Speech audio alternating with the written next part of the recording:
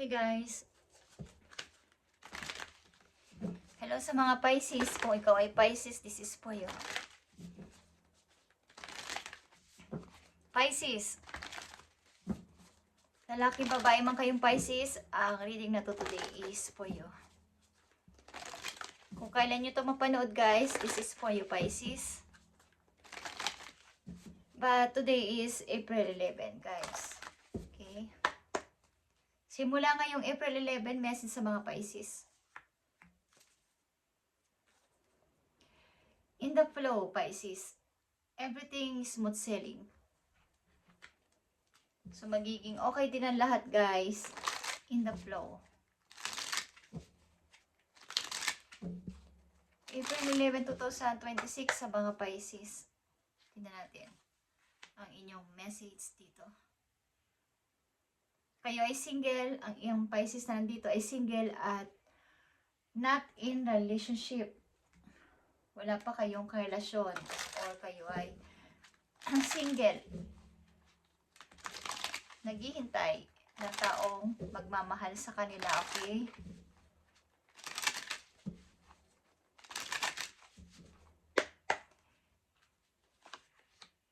April 11, 2026.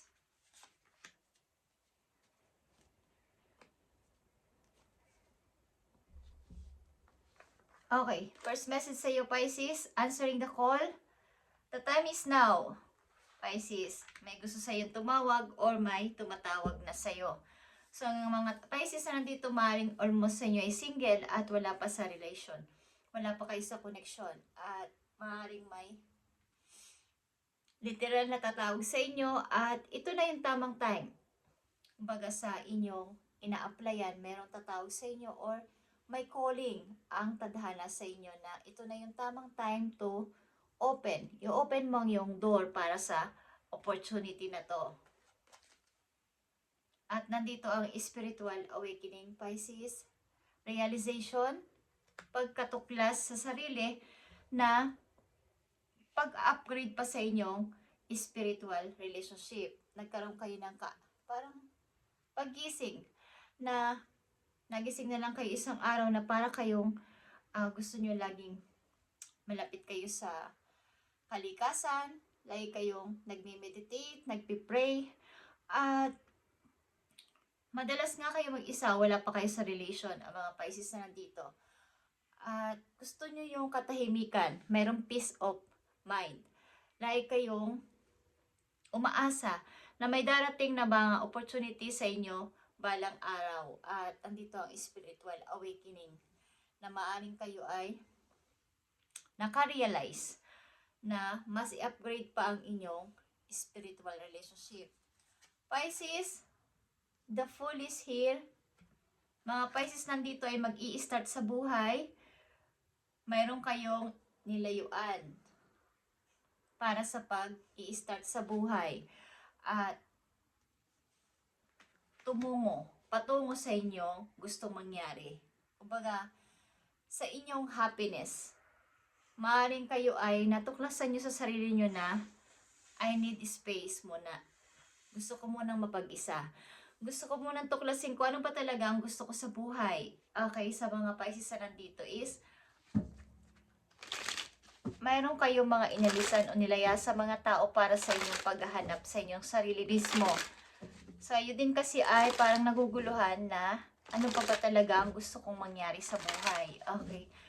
May mga hinahanap pa kayo na maaaring late nyo lang natuklasan na hindi ito yung totoo kong happiness. Hindi ito yung totoo kong hinahanap. So, mayroon kayong gustong patunayan kaya gusto nyo munang mapag-isa at hanapin ang sarili sa malayo. Okay. Pisces, I need message for you.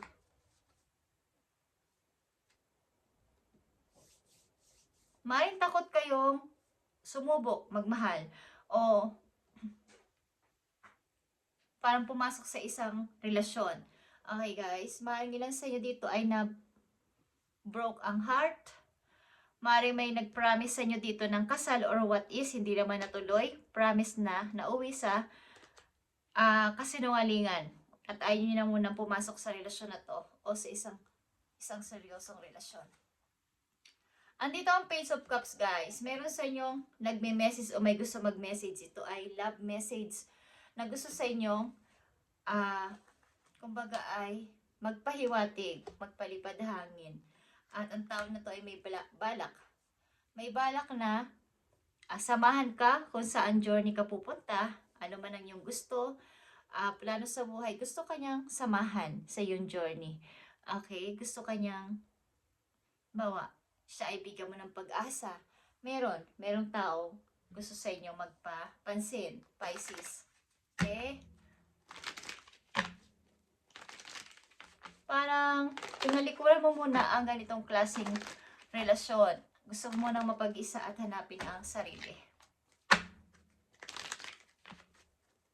Masaya ka na palagi kang nagbabasa ng kung ano-anong mga books, lalo na kapag tungkol sa spiritual, is kayo ay active. Okay lang sa inyo. Is palabasan ng Bible, okay? Lagi sumasama sa mga group na may kinalaman sa simbahan. Okay. Pakikinig ng mga worship song. Lang sa inyo ay mas doon nakapokus. Okay. Mukhang kayo ay gusto nyong laging nasa labas. Ilan sa inyo nagwo-walking. Okay. Gusto nyo ang kalikasan sa mga Pisces na nandito. Tignan natin. Guys, ang message sa inyo. Pisces. So, andito yung bago ninyong mundo. Parang bago ninyong i-start sa buhay. Parang renewal. Okay. Sa sarili. Knight of Pentacles is here. Knight of Sword. Okay. At someone is leaving. Okay, guys. So, may mga tao dito na planong ikaw ay bigyan ng mga kung anong bagay or mga promises na ipaglalaban kita, kaya kitang i-provide, kaya kitang ipagtanggol, or bibigyan kita ng ganito or what, but ikaw ay umalis. Okay. May mga tao sa iyong gustong mag-alok ng ganitong klaseng offer. Mga plano ng mga tao na to. Pero mas pinili mong huwag pakinggan ng mga promise na to at ikaw ay umalis. Gusto mong hanapin ang sarili mo na ikaw mag-isa. Or may hinahanap ka talaga. Okay? Mga tao na to ay hanggang plano lang kasi yan ang sinasabi mo. Hanggang plano lang ang kaya nilang gawin sa akin at hindi naman nangyayari. So, pagod ka na maghintay. Okay, pagod ka na sa mga promise na to na palagi na uuwi naman sa wala. Okay, Pisces, tingnan natin ang inyong message. Ito ay numbers, okay? From your spirit, numbers. Para to sa'yo, Pisces. Andito ang 1414, guys.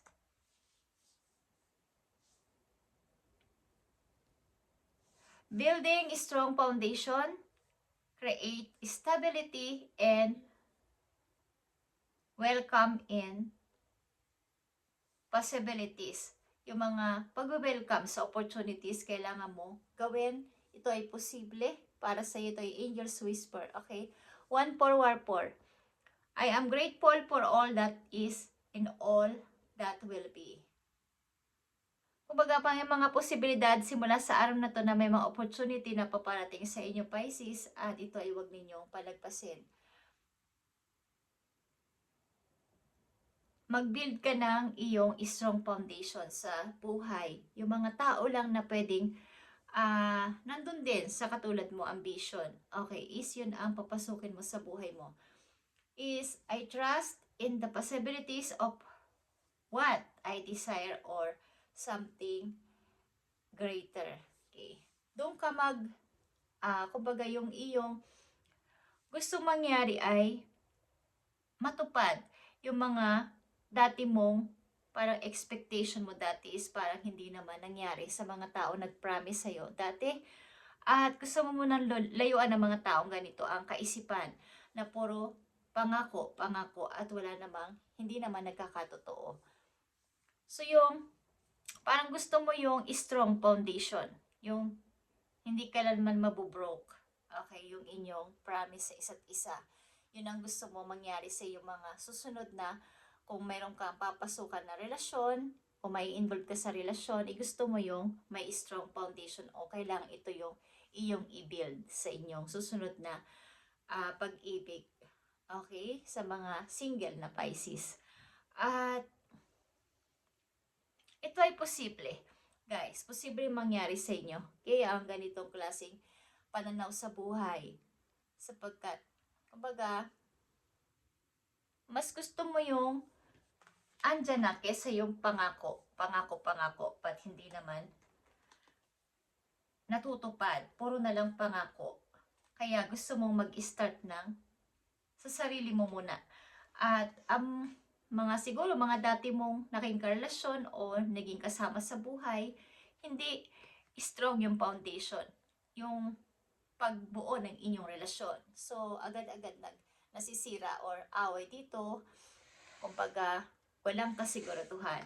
At gusto mong, kahit unknown ang lahat, is gusto mong mag-start. Gusto mong lumayo muna sa kanila. At nagkaroon ka nga ng spiritual awakening, guys, na habang ikaw ay nandito pa sa mundo, nabubuhay, is malaman mo kung ano ba talaga yung makakapagpasaya sa'yo. Yun ang gusto mong mangyari. Okay? Sa inyong kasalukuyan, Pisces. At mangyayari to. Possibilities is here na message for you. May posibilidad itong mangyari sa'yo. At kung may mga in-applyan kayo literal, answering the call, at i-open ang sarili sa pagtanggap ng mga new opportunity, guys. Okay, sa buhay ninyo. Pisces, thank you and God bless. At ito yung message today, April 11, 2020. Simula ngayon, April 11, at ito ay para sa inyo. Thank you and God bless, Pisces.